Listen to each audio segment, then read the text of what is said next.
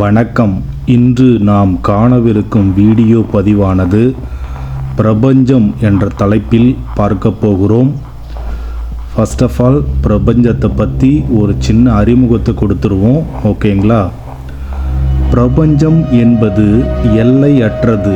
இதில் விண்மீன்கள், கோள்கள், விண்மீன் திரள்கள், கருந்துளைகள் மற்றும் பல வானியல் அமைப்புகளும் உள்ளன.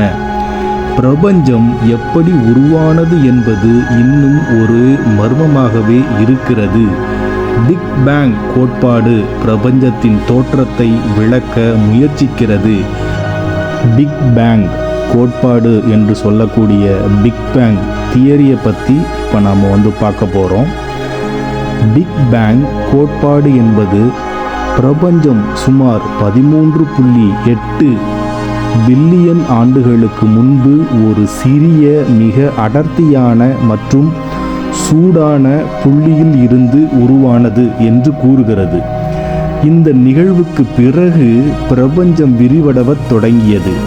இந்த விரிவடைதல் இன்றும் தொடர்கிறது என்றும் நம்பப்படுகிறது. ஆரம்பத்தில் பிரபஞ்சம் குவார்க்குகள் மற்றும் லெப்டான்கள் போன்ற அடிப்படை துகள்களால் நிரப்பப்பட்டிருந்தது. பின்னர் அவை ஒன்றிணைந்து புரோட்டான்கள் மற்றும் நியூட்ரான்களை உருவாக்கின. காலப்போக்கில் இந்த துகள்கள் ஹைட்ரஜன் மற்றும் ஹீலியம் போன்ற அணுக்களை உருவாக்கின. இந்த அணுக்கள் விண்மீன்கள் மற்றும் விண்மீன் திரள்களின் அடிப்படை கட்டுமான தொகுதிகளாக அமைந்தன. பிரபஞ்சம் என்பது பல்வேறு வானியல் அமைப்புகளின் ஒரு பிரம்மாண்டமான தொகுப்புதான் என்று நம்பப்படுகிறது. அதில் பார்த்தீங்கன்னா விண்மீன் திரள்கள் என்று சொல்லக்கூடிய கேலக்சிஸ் அப்படின்னு சொல்லிட்டு ஆங்கிலத்தை சொல்லுவோம். அதை பற்றியும் இப்போ பார்த்துடலாம். பிரபஞ்சத்தில் பல பில்லியன் விண்மீன் திரள்கள் உள்ளன. ஒவ்வொரு விண்மீன் திரளிலும் பல பில்லியன் விண்மீன் கோள்கள், தூசி மற்றும் வாயுக்கள் உள்ளன. நமது சூரிய குடும்பம் பால்வெளி விண்மீன் திரளில் அமைந்துள்ளது. விண்மீன் திரள்கள் சுருள், நீள்வட்டம் மற்றும் ஒழுங்கற்ற வடிவங்களில் உள்ளன. சரி, ஓகே. விண்மீன் என்றால் என்ன அப்படின்னு சொல்லிட்டு பார்த்தோம் அப்படின்னா, விண்மீன்களானது ஹைட்ரஜன் மற்றும் ஹீலியம் வாயுக்களாலான பெரிய பந்துகள் என்று நம்பப்படுகிறது. அவை தங்கள் மையத்தில் நிகழும் அணுக்கரு இணைவு, அதாவது ஆங்கிலத்தில் நியூக்ளியர் ஃபியூசன் மூலம் ஒளியையும் வெப்பத்தையும் வெளியிடுகிறது. விண்மீன்கள் அவற்றின் அளவை பொறுத்து வெவ்வேறு ஆயுட்காலங்களை கொண்டுள்ளன. சூரியன் கூட ஒரு நடுத்தர அளவிலான விண்மீன் என்று நம்பப்படுகிறது. அடுத்ததாக பிளானட்ஸ் பற்றி பார்த்துருவோம். பிளானட்ஸ் அப்படின்னா கோள்கள் இல்லையா? கோள்கள் என்பது விண்மீன்களை சுற்றி வருகின்றன. அவை ஒளியை வெளியிடுவதில்லை, ஆனால் விண்மீன்களிலிருந்து வரும் ஒளியை பிரதிபலிக்கின்றன. நமது சூரிய குடும்பத்தில் 8 கோள்கள் உள்ளன. அவை புதன், வெள்ளி, பூமி, செவ்வாய், வியாழன், சனி, யூரேனஸ் மற்றும் நெப்டியூன் ஆகிய கோள்களாகும். அடுத்ததாக நாம் பார்க்க போகிற தலைப்பு கருந்துளைகள், அதாவது ஆங்கிலத்தில் பிளாக் ஹோல்ஸ் என்று சொல்லப்படுகிறது. கருந்துளைகள் என்பவை மிக அதிக ஈர்ப்பு விசையை கொண்ட பகுதிகள். அவற்றின் ஈர்ப்பு விசையில் இருந்து ஒளி கூட தப்ப முடியாது என்பதுதான் நிதர்சனமான உண்மை. பெரிய விண்மீன்கள் தங்கள் எரிபொருளை இழந்த பிறகு கருந்துளைகளாக மாறலாம். ஒவ்வொரு பெரிய விண்மீன் திரளின் மையத்திலும் ஒரு சூப்பர் மேசிவ் கருந்துளை இருப்பதாக நம்பப்படுகிறது. அடுத்ததாக இருண்ட பொருள் மற்றும் இருண்ட ஆற்றல், அதாவது டார்க் மேட்டர் அல்லது டார்க் எனர்ஜி என்று அழைக்கப்படுகிறது. பிரபஞ்சத்தில் காணப்படும் பெரும்பாலான பொருள் மற்றும் ஆற்றல் இருண்ட பொருள் மற்றும் இருண்ட ஆற்றலால் ஆனது. அவை நேரடியாக காணப்பட முடியாதவை, ஆனால் அவற்றின் ஈர்ப்பு விளைவுகள் மூலம் அவற்றின் இருப்பு அறியப்படுகிறது. பிரபஞ்சத்தின் விரிவடைதலுக்கு இருண்ட ஆற்றல் காரணமாக இருக்கும் என்று நம்பப்படுகிறது.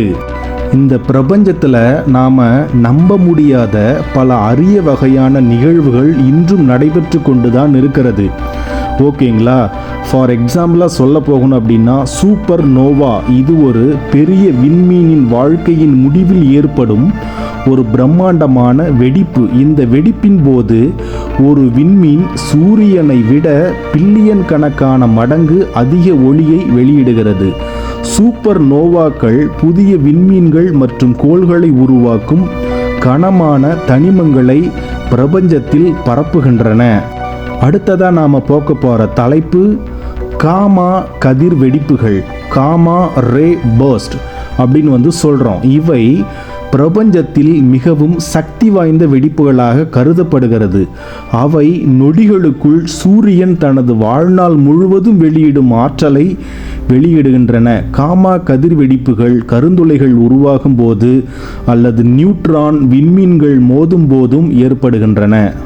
இதில் இந்த காமாவோட கதிர் வெடிப்பு பார்த்தீங்கன்னா ஒரு மிகப்பெரிய அதிசயமாகவே பார்க்கப்படுகிறது. ஏன்னு கேட்டோம் அப்படின்னா சூரியன் தன்னுடைய வாழ்நாள் முழுவதும் வெளியிடும் ஆற்றலை ஒரு சில நொடிகளுக்குள் இந்த காமா கதிர்வெடிப்புகள் உண்டு பண்ணுகின்றன என்று ஆராய்ச்சியாளர்கள் நம்புகின்றனர். அடுத்ததாக நாம் பார்க்கக்கூடிய தலைப்பானது ஈர்ப்பு அலைகள், கிராவிடேஷனல் வேவ்ஸ் என்று நாம் ஆங்கிலத்தில் குறிப்பிடுவோம். இவை பிரபஞ்சத்தில் வெகுஜன பொருட்களின் அசைவுகளால் ஏற்படும் வெளியின் சுருக்கங்கள் மற்றும் விரிவுகளாகும். ஐன்ஸ்டீனின் சார்பியல் கோட்பாடு இந்த அலைகளை கணித்தது. 2015ஆம் ஆண்டில் லிகோ பரிசோதனை மூலம் அவை முதலில் கண்டறியப்பட்டன. கருந்துளைகள் அல்லது நியூட்ரான் விண்மீன்கள் மோதும்போது ஈர்ப்பு அலைகள் உருவாகின்றன. அடுத்தது இந்த பிரபஞ்சத்தோட எதிர்காலம் எப்படியெல்லாம் இருக்கும் அப்படின்னு சொல்லிட்டு விஞ்ஞானிகள் கணிக்கிறாங்க. அவர்கள் கணிப்பு உண்மையாகவும் ஆகலாம் அல்லது பொய்யாகவும் ஆகலாம். ஆனால் அவர்கள் கணிக்கக்கூடிய கணிப்பில் பார்த்தீங்கன்னா பிக் கிரன்ச் என்று ஆங்கிலத்தில் சொல்லப்படுகிறது. பிரபஞ்சம் அதன் விரிவடைவதை நிறுத்திவிட்டு மீண்டும் சுருங்க தொடங்கும் என்று இந்த கோட்பாடு கூறுகிறது. இறுதியில் அனைத்து பொருள் மற்றும் ஆற்றல் ஒரு சிறிய அடர்த்தியான புள்ளியில் மீண்டும் சேரும் என்று நம்பப்படுகிறது. இது பார்த்தீங்கன்னா ஆய்வாளர்கள் சற்று அஸ்யூம்ஷன் தான் பண்ணியிருக்காங்க. ஆனால் இப்படி தான் நடக்கும் அப்படின்னு சொல்ல முடியாது. அதாவது பிக் பேங் தியரி நம்ம படிக்கும் பொழுது எப்படி படிச்சிருக்கோம், ஒரு சிறிய அடர்த்தியான புள்ளியிலிருந்து இந்த பிரபஞ்சம் விரிவடைய தோன்றியது என்று நாம் படித்திருக்கிறோம். அதேபோல் அது அப்படியே தலைகீழாக மாறும் என்று நம்பப்படுகிறது. மற்றொரு தரப்பு என்ன சொல்கிறாங்க அப்படின்னு பார்த்தீங்கன்னா பிக் ஃப்ரீஸ் என்று சொல்லப்படுகிறது.